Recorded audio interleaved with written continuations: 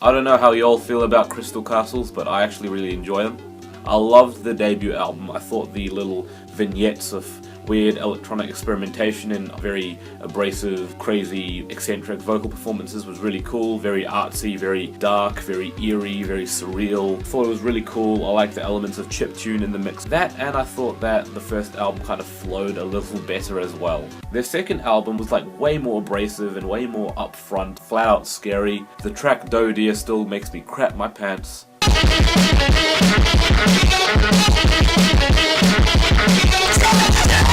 However, despite the clear highlight that was Not in Love featuring Robert Smith from The Cure, I think that this album just had many moments that fell short because they were so... like literally the production was so compressed, and I'm pretty sure it was meant to be that way, but it sounded like genuinely awful. I thought the fact that they were experimenting in this way was interesting, but the results just seemed like a whole scattershot series of experiments that where some went well and others didn't, and overall it was just a bit of a mixed bag in all honesty. You know, Crystal Castles, they had the potential to experiment and make it work, but this just wasn't that. However, it seemed that like from then on they just continued to go a little bit downhill, especially with number 3, which went into this reverb soaked generic electro-pop territory, and the fourth album, which saw the lead vocalist Alice Glass departing and her being replaced with Edith Francis, who tried to pull off like this weird impression of what Alice Glass was doing instead of kind of Ethan Cath taking the reins and moving the project into a new direction, ended up taking even more of a washed out, completely generic and dull electro-pop adventure that was just well, I wouldn't even call it an adventure. It was really just a sludge of noise that was incredibly unbearable to listen to. I called it one of the worst albums of last year, and I still stand by that. However, it seems that Alice Glass is like going into a solo career, which was actually pretty cool. I think that Alice Glass has so much potential as an artist, as a producer, as a vocalist, as a performer, just in general. And in terms of bringing a sound that might just like really capture the attention of Crystal Castles fans that loved their first couple of efforts, this should certainly like stimulate them a little bit. It certainly is very poppy. I've heard a lot of comparisons to Grimes, which is kind of, I guess I get that, but I feel like comparing any eccentric and weird synth pop artist to Grimes is a bit like silly. But regardless, I thought that Alice Glass was still being quite exciting.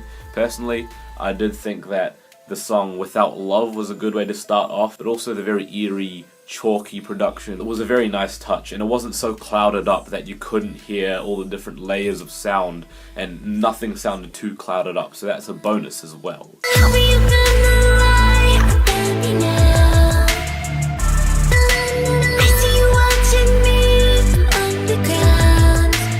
However, I think that as this EP goes on, things just become a little too...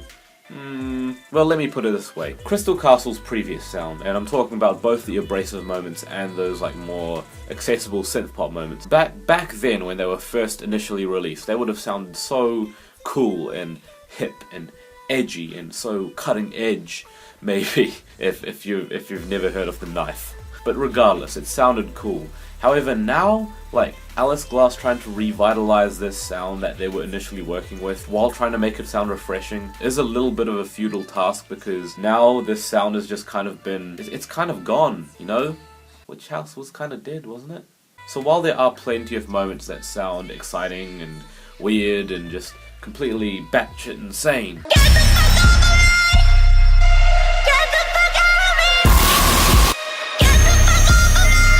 I do think the majority of it is trying to revive a sound that now no longer sounds as refreshing as it once was. That, and the fact that, you know, plenty of songs here kind of bring back this screechy, abrasive vocal style that sounds completely unbearable, at least to me anyways. I just can't get past those moments, especially with how distorted the vocals are at sometimes. I don't know, I feel like I'd still look forward to what Alice Glass has to offer in the future, but just in terms of this EP, I'm a bit of, you know,